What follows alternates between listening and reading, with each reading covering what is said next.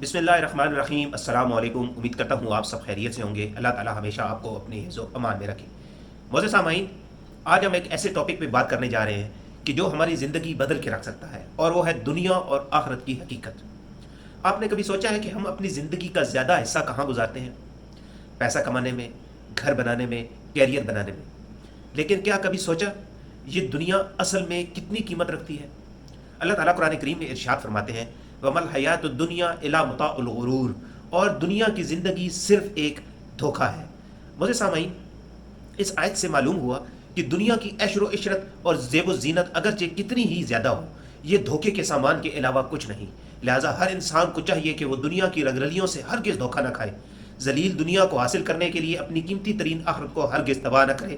اسی کی ترغیب دیتے ہوئے اللہ تعالیٰ ارشاد فرماتے ہیں، جس کا ترجمہ ہے کہ اے لوگو، اپنے رب سے ڈرو، اس دن کا خوف کرو جس میں کوئی باپ اپنی اولاد کے کام نہ آئے گا، اور نہ کوئی بچہ اپنے باپ کو کچھ نفع دینے والا ہے۔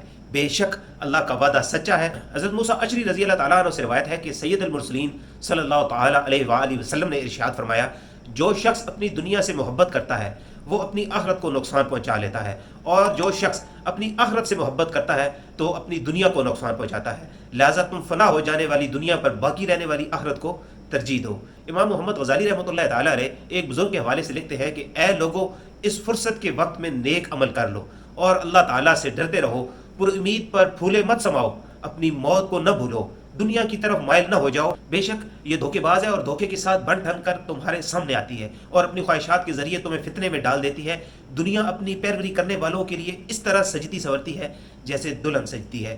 دنیا نے اپنے کتنے ہی عاشقوں کو ہلاک کر دیا، اور جنہوں نے اس سے اطمینان حاصل کرنا چاہا انہیں ذلیل و رسوا کر دیا۔ لہٰذا اسے حقیقت کی نگاہ سے دیکھو، کیونکہ یہ مصیبتوں سے بھرپور مقام ہے۔ اللہ تعالیٰ تم پر رحم فرمائے، غفلت سے بیدار ہو جاؤ، اور اس سے پہلے نیند سے آنکھیں کھول لو کہ یوں اعلان کیا جائے کہ فلاں شخص بیمار ہے، اس کی بیماری نے شدت اختیار کر لی، کیا کوئی دوا ہے یا کوئی ڈاکٹر تک جانے کی کوئی صورت ہے؟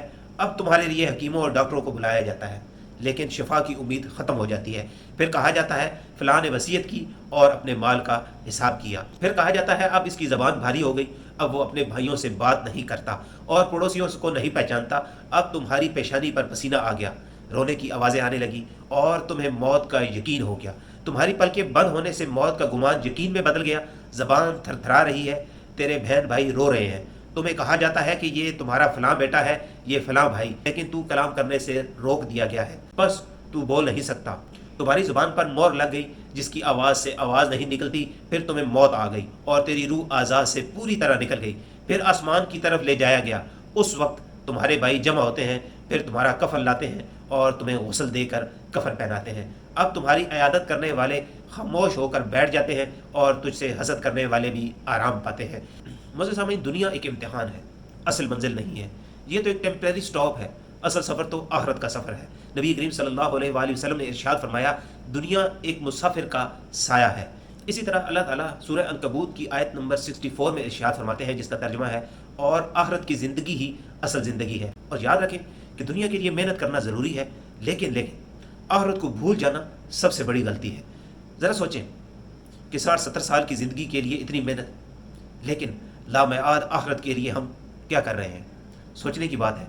مزے سامعین، یہاں پر آپ کے ساتھ میں کچھ اعمال شیئر کروں گا جو آپ اپنی زندگی کا معمول بنا لیں، تاکہ آپ کی زندگی تو بہتر ہو جائے اور آپ کی آخرت بھی بہتر ہو جائے۔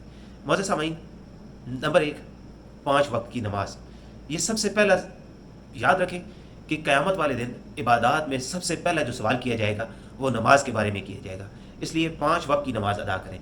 اور کیونکہ نماز دین کا ستون ہے، نماز جنت کی کنجی ہے۔ نبی کریم صلی اللہ علیہ وآلہ وسلم نے ارشاد فرمایا کہ اللہ تبارک و تعالیٰ فرماتا ہے کہ میں نے آپ کی امت پر 5 وقت کی نماز فرض کی، اور اس بات کا عہد کر لیا کہ جو شخص وقت پر ان نمازوں کو ادا کرے گا اور ان کی پابندی کرے گا اسے جنت میں داخل کروں گا، اور جو ان نمازوں کی محافظت نہ کرے، یعنی وقت پر نماز ادا نہ کرے، اس کے لیے میرے پاس کوئی عہد نہیں۔ مجھے سامعین، اس حدیث پاک میں 5 وقت کی نماز ادا کرنے کی فضیلت بیان کی گئی ہے، اور بلا عذر شرعی نمازیں قضا کرنے اور وقت پر نہ ادا کرنے کی حرمت کا ذکر ہے۔ اللہ تعالیٰ ہم سب کو 5 وقت کی نماز ادا کرنے کی توفیق عطا فرمائے۔ نمبر 2، صبح شام کے اذکار۔ صبح شام کے اذکار دل کو زندہ رکھتے ہیں اور آخرت کی یاد دلاتے ہیں۔ اس میں کئی سارے وظیفے ہیں، इंशाअल्लाह मैं इस पर एक प्रॉपर वीडियो बनाऊंगा, सुबह के अज़कार, शाम के अज़कार, दिन के अज़कार। तो सब्सक्राइब। नंबर 3, सदका और नेक अमाल। याद रखें, एक छोटा सा अमल है, मुस्कुराना भी सदका है। अपनी वेल्थ में से कुछ हिस्सा गरीबों के लिए भी रखें, उनको भी दें। या मैं आपके साथ एक वाक़या शेयर करना चाहता हूँ, और ये एक वजीफ़ा भी है, क्योंकि कई लोग गुर्बत की वजह से परेशान हैं। कुछ लोग कहते हैं कि हमारे माली हालात ठीक नहीं हैं, उनके लिए भी ये फ़ायदेमंद है। तो इस वाक़े को लाजमी सुनिएगा। एक औरत अपने पीर के पास गई, एक अल्लाह के नेक बंदे के पास गई, और उसने कहा कि हमारे रिस्क में बरकत नहीं है, हमारी पूरी नहीं लगती, हमारी इस तनख्वाह में गुजारा नहीं होता। तो उन्होंने उसे कहा कि तुम अपना रिस्क धो लिया करो, तुम अपना रिस्क धो लिया करो। वो घर आई, उसने सोचा कि अब मैं रिस्क को कैसे धोऊँ, क्या मेरे पास दाल चावल, ये चले दालें तो बंदा धो लेते हैं, और चीज़ें कैसे धोई। फिर वो चली गई अपने बुज़ुर्गों के पास। तो बुज़ुर्गों ने उनसे कहा कि धोने से मुराद ये है कि जब भी तुम अपने घर का राशन लेकर आओ, उसमें से कुछ हिस्सा गरीबों को दे दो। आपके मोहल्ले में, आपके इर्द गिर्द कहीं कोई ऐसी औरत, बेवा औरत, या कोई ऐसे हैं जो सफ़ेद पोश हैं, जो किसी से मांगते नहीं हैं, आप उसमें से कुछ हिस्सा उनको दे दो। तो इंशाअल्लाह अल्लाह ताला आपके रिज़्क़ में बरकत और इजाफ़ा भी करेगा। तो ये अमल भी आप कर सकते हैं। और इसके अलावा है, गुनाहों से बचो। गुनाहों से बचना तो बहुत ज़रूरी है। जैसे मैंने आपको सबसे पहले बताया कि नमाज बेशक नमाज बुराई और बुरी बातों से रोकती है। नमाज अदा करेंगे, इंशाल्लाह यहाँ पर वो मसला भी हल हो जाएगा। और दूसरा ये कि सोशल मीडिया और डेली लाइफ में हराम चीज़ों से बचें, क्योंकि यही असल सक्सेस है, यही असल कामयाबी है। इसके अलावा कोशिश करें कि आप किसी का दिल ना दुखाएं, किसी का हक ना खाएं, झूठ ना बोलें। दोस्तों, असल अक्लमंद वही है जो अपने आज को देख कर कल की तैयारी करे। दुनिया का लुत्फ़ कुछ दिन का है, और आखिरत की ज़िंदगी हमेशा के लिए है। आज एक फ़ैसला करें कि हर दिन ऐसा गुजारेंगे जो हमारी आखिरत को रोशन कर देगा। मौसमीन, आज का पैगाम अगर आपको पसंद आया तो इसको लाइक करें, दूसरों के साथ शेयर करें, और हमारे चैनल को सब्सक्राइब करें। अल्लाह पाक हमें नेक अमाल करने और बुरे अमाल से बचने की तौफीक अता फरमाए। आमीन। अल्लाह हाफ़िज़।